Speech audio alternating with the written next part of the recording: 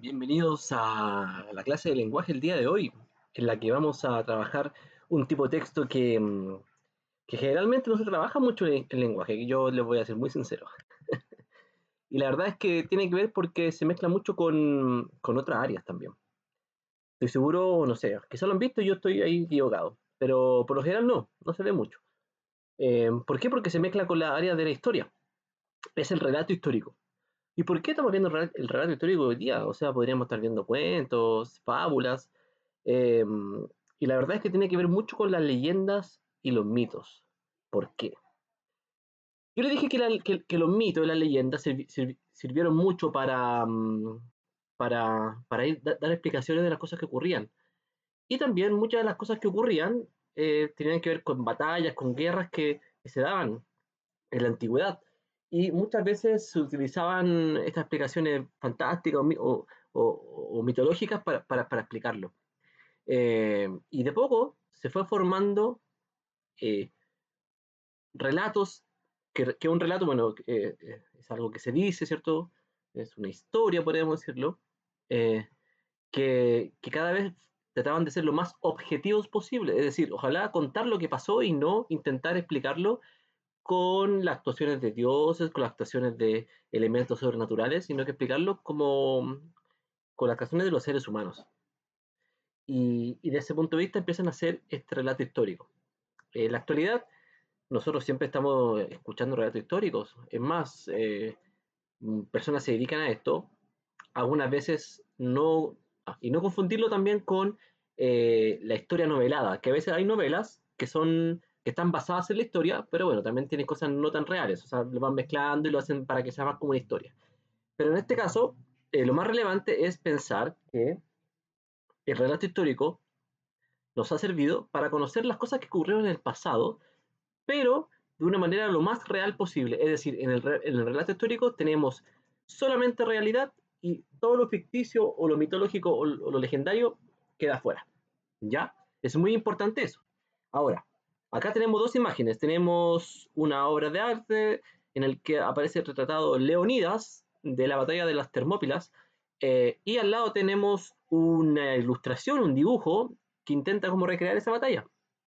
Nosotros probablemente no lo hemos escuchado, han salido películas, y es parte un poco como del bagaje cultural, o sea, es decir, como de la cultura general. La batalla de los 300 se dice, ¿cierto? En realidad eran muchos más, y no solamente eran espartanos, también habían otro tipo, pero es una batalla muy importante porque nos habla cómo las ciudades-estado griegas supieron defenderse del imperio persa. En este caso, la Segunda Guerra Médica, con Jerjes, que era el emperador en ese momento de los persas. Antiguamente había sido Darío, que era el padre de Jerjes. Y esta historia nos ha llegado más o menos íntegra hasta ahora. Probablemente podríamos decir que a lo mejor podríamos dudar de algunas cosas, pero por lo general la mayoría de los datos que se dan, la mayoría de los personajes, de las personas que participan o de algunas formaciones que se dieron ahí, probablemente las sepamos. A lo mejor pueden haber algunas discrepancias con respecto a la cantidad de personas que participaron, soldados, etcétera. Pero gracias a estos relatos históricos que se han ido transmitiendo, tenemos más o menos cómo fue la guerra. Y es más, eh, las personas que lo escribieron, en este caso se lo voy a mostrar, que se llama, ahí está, ahí voy a borrar acá, eh, vamos a sacar la imagen de las Termópilas. Heródoto, que está ahí, se le considera el padre de la historia, ¿ya?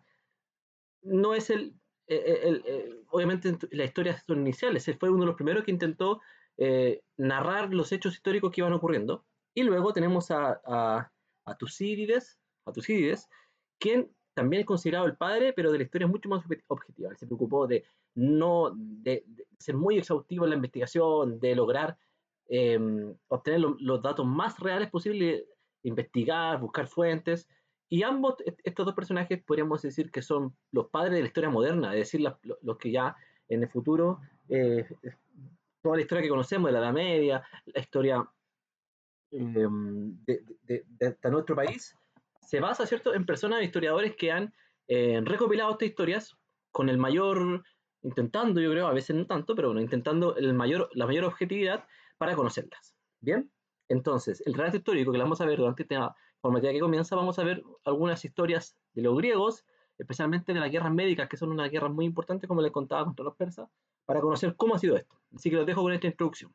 Bien, también vamos a la segunda parte de esta clase, en la que la primera parte es una introducción. Como saben, esta semana tenemos evaluación, el relato histórico se viene ahora, así que yo solamente quería introducirlo y mostrarles la importancia que tiene para las personas y los seres humanos. Los seres humanos.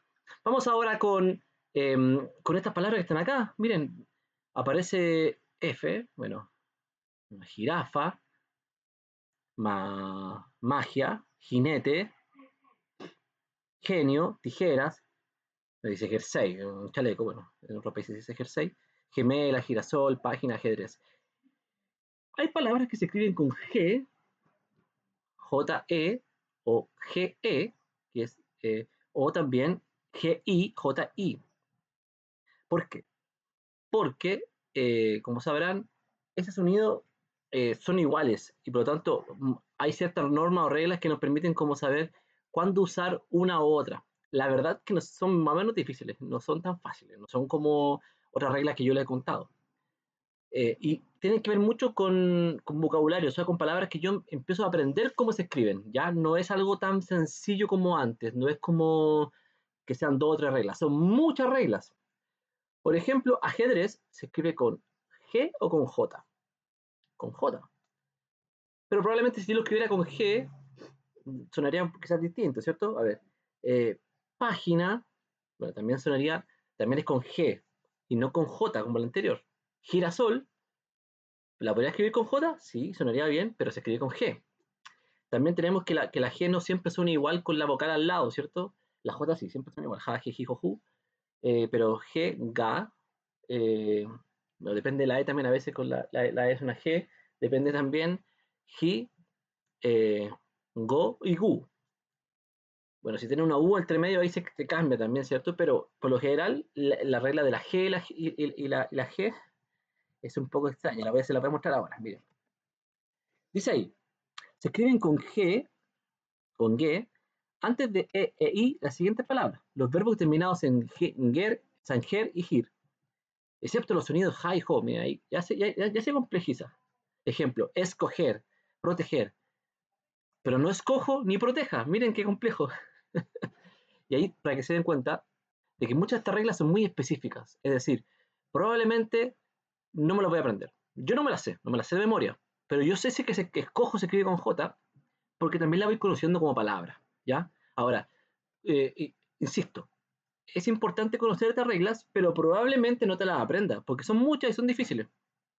Con lo que hoy esto no significa que no tengamos que estudiarlo, significa que, bueno, también es importante ir conociendo las palabras y conociendo cómo se escriben. Y eso es parte del vocabulario que yo voy adquiriendo. Ese vocabulario no solamente saber qué es lo que significa, sino que también un vocabulario escrito, por así decirlo.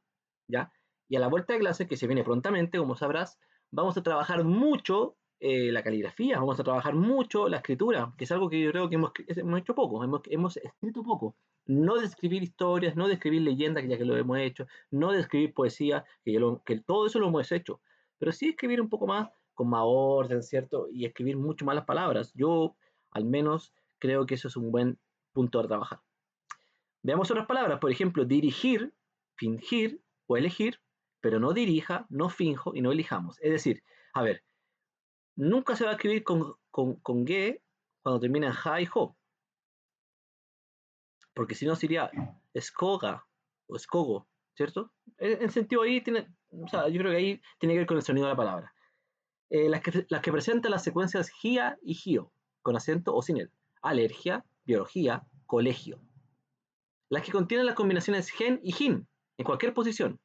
Genaro, original. Bueno, ahí siempre que sea gen o jin va a ser con ge. Las que posean la secuencia inge, como ingeniero, por ejemplo, ingenuo. Bueno, siempre va a ser inge. Se escribe con J antes de e I. Las formas verbales con sonidos G y J. Como infinitivos no tienen G ni J. Por ejemplo, conducir, conduje, condujiste. Quiere decir que en infinitivo no se escriben, no tienen ni J ni G. Las que terminan en age o eje, viaje o teje. Las que finalizan en gero, o con ojera, pasajero, viajero. Las que terminan en gería, por ejemplo, relojería. Las que terminan en eje, perdón, las que comienzan con eje, ejército. Ya, son hartas cosas y ahora que uno las ve, probablemente se le pueden ir olvidando. Pero ahora, ¿a qué voy con esto? Vamos a practicar mucho con las palabras para saber cómo se escribe cada una de ellas. Esto es un poco como las tablas de multiplicación. Hay normas y hay ciertas como técnicas para aprendértelas, pero finalmente para aprenderte las tablas tienes que hacerlo muchas veces. Yo voy a ir finalizando el video de hoy día para no alargarme más con los dos puntos muy importantes. Primero, recordar a estos padres de la historia el relato histórico como un texto no literario que nos sirve para aprender las cosas que el ser humano ha hecho en el pasado y que tiene también sus propias características. Es muy parecido a un texto informativo, ¿ya? Y por otra parte tenemos el uso de la G y la J y G, G, G, G, G y G, que se dicen iguales, que dependiendo de ciertas normas van a ir modificándose. Lo importante es, más que nada, aprender que se escriben y ir aprendiendo un poco. Tijeras, bueno, es con J y no con G. Y eso lo podríamos ir viendo poco a poco a partir de la guía que tenemos para ejercitar. Bien, espero que estén muy bien y nos despedimos hasta pronto. Ah, y antes de irme, recordar, tienen que hacer después, si no me equivoco, el día jueves, tienen la guía de repaso y también la prueba. En este caso la prueba es una comprensión lectora en el que voy a preguntar sobre sufijos, prefijos, pronombres demostrativos. Y se me queda algo en el tintero, ¿no? Puede ser que se me quede algo. Creo que por ahí va. Puede que se me quede algo, pero bueno, está todo en la guía de repaso. Y también comprensión lectora de leyendas. Bien, así que nos estamos viendo. Que tengas una muy buena semana y nos veremos también en la clase. Chao, chao.